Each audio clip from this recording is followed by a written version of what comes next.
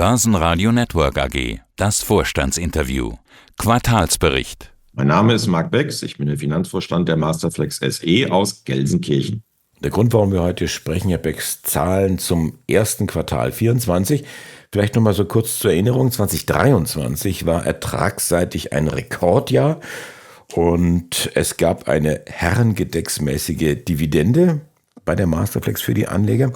Die Prognose hatte ich beim letzten Interview schon so ein bisschen als konservativ bemängelt. Wie war jetzt der Start ins neue Jahr, das Q1 24?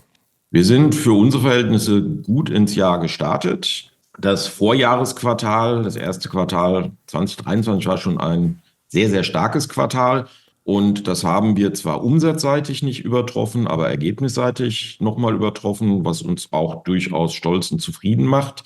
Was bei uns ein wichtiges Thema ist, sind die Fakturatage. Das hatten wir, glaube ich, auch schon mal öfter besprochen. Und dadurch, dass Ostern dieses Jahr deutlich früher liegt als letztes Jahr, haben wir so diese Ferieneffekte von Ostern schon im ersten Quartal drin, was wir letztes Jahr nicht hatten. Insofern sind wir im Umsatz ein bisschen hinter den Vorjahr zurück, auch vielleicht ein bisschen hinter den Erwartungen. Das liegt auch daran, dass jetzt in Deutschland, Europa jetzt nicht zwingend blühende Landschaften sind in den zyklischen Industrien.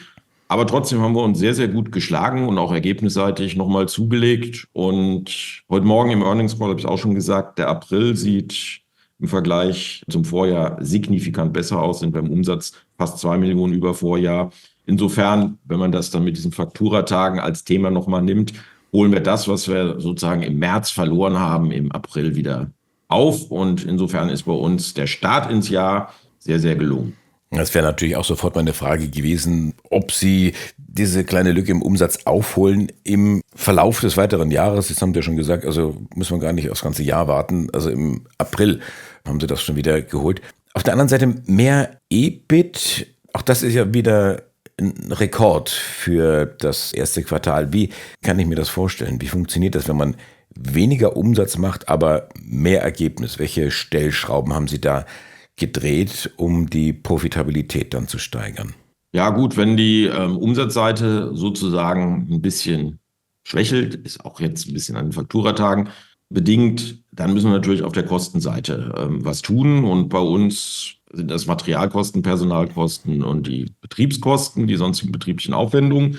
Wir haben die Personalkosten im Prinzip im Zaun gehalten. Wir haben natürlich inflationsbedingt Steigerungen bei den Personalkosten, jährliche Lohngehaltssteigerung, dann Inflationsausgleichsprämie in den deutschen Gesellschaften. Das haben wir aber bezogen auf den Umsatz wirklich gut im Griff gehabt. Wir haben auch ein bisschen Personal volumensbedingt abgebaut. Dann arbeiten wir sehr stark im Materialbereich, sowohl was die Produktivität in der Fertigung angeht, als auch logischerweise was Einkaufsoptimierung angeht, und auch die sonstigen Kosten haben wir im Griff. Auf Gesellschaftsebene, und das ist bei uns auch wichtig, haben wir immer eine gute Balance in den letzten Jahren zwischen Gesellschaften, die sehr stark performen, und Gesellschaften, die vielleicht mal ein bisschen zurückliegen.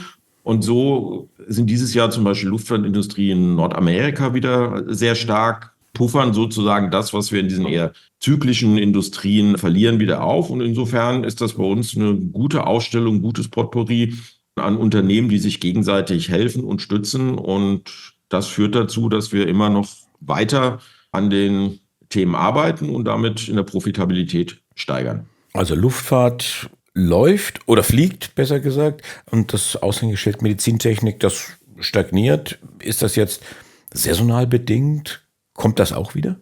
Das kommt auch wieder. Das ist saisonal bedingt. Auch wir haben Kunden, die Lagerbestände auf- und abbauen, darüber so ein bisschen atmen, darüber ein bisschen Working Capital Management machen.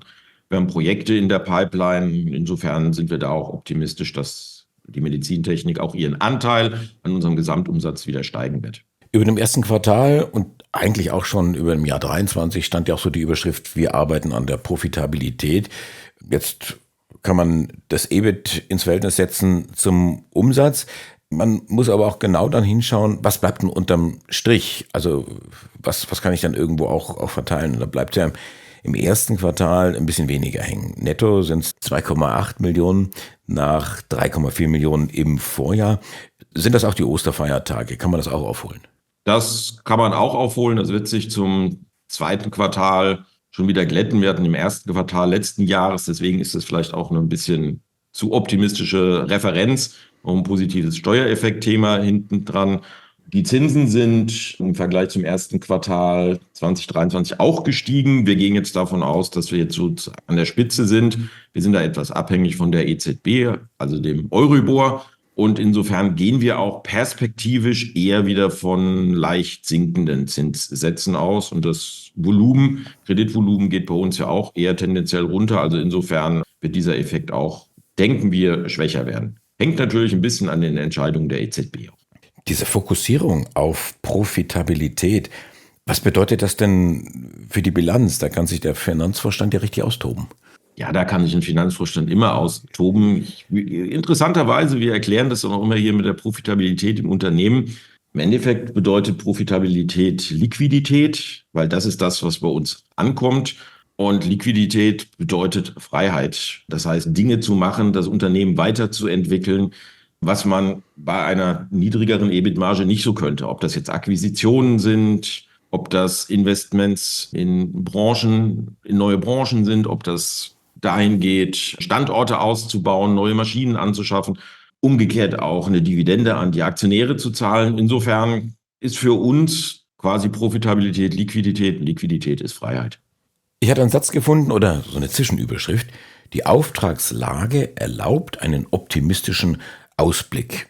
Und Herr Becks, da habe ich gedacht, oh ja, jetzt kommt's. Aber nein, die Prognose 2024 wurde bestätigt. Ich sage jetzt, wurde dann nur bestätigt. Was ist die Botschaft hinter dieser Aussage? Die Botschaft ist primär erstmal, dass bei uns auch der Auftragseingang in Ordnung ist. Traditionell haben wir eigentlich eine Sichtweise eher so von 4 bis 6 Wochen. Das ist momentan schon höher. Und man sieht auch, er reißt nicht ab. Das ist ja, gerade wenn man so ein bisschen auch zum Teil in zyklischen Branchen unterwegs ist, eher mal so kritisch, dass es dann schnell geht, dass es abreißt und man dann auch Umsatz verliert. Das sieht man bei uns, das ist nicht so. Das ist sozusagen das, wo man mit die Prognose ein bisschen stützen kann. Aber wir haben, wie gesagt, eine Sichtweise von momentan 2,5 Monate. Insofern ist das nicht so weit nach vorne hinaus. Und das Q1-Ergebnis, was wir schon als sehr gut einstufen, und wenn wir jetzt den April noch mit hinzunehmen, kriegt es ja noch mal ein bisschen Rückenwind. Führt uns aber nicht dazu, jetzt die Prognose direkt anzuheben. Ich denke, auf der EBIT-Ebene zwischen 12 und 15 Millionen sind wir schon mit den 12 Millionen sicherlich sehr konservativ unterwegs. Mit den 15 Millionen wäre aber schon eine saftige Steigerung zum Vorjahr. Insofern finden wir diesen Bewegungsrahmen, in dem wir da gerade prognostisch sind, schon sehr, sehr angenehm. Und ich glaube, umsatzseitig haben wir sozusagen den Effekt mit dem Aprilabschluss gedreht, dass wir jetzt wieder auf Wachstumskurs sind, und insofern wollen wir das auch die nächsten Monate bestätigen. Was passiert in diesem Jahr bei der Masterflex in Sachen Innovation und bei Übernahmen?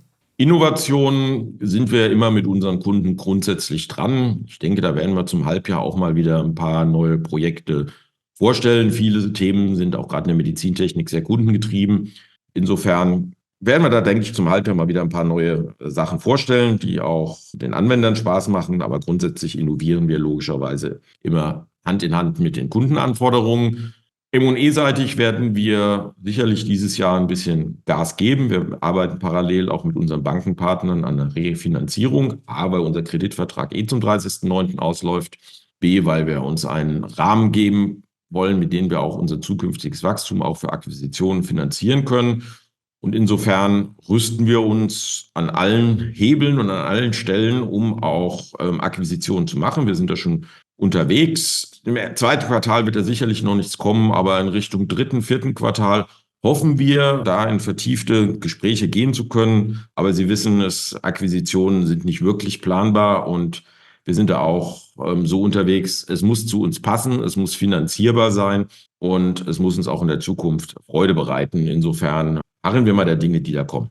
Planbar sind sie ja schon, also zumindest was die Masterflex-Seite angeht, dass man sich da vorbereitet, dass man zum Beispiel die Eigenkapitalquote steigert, um in die Verhandlungen mit den Banken mit gestärktem Rücken dann zu gehen. Marc Becks, der Finanzvorstand der Masterflex zum ersten Quartal. Dankeschön. Danke dir. Börsenradio Network AG, das Vorstandsinterview.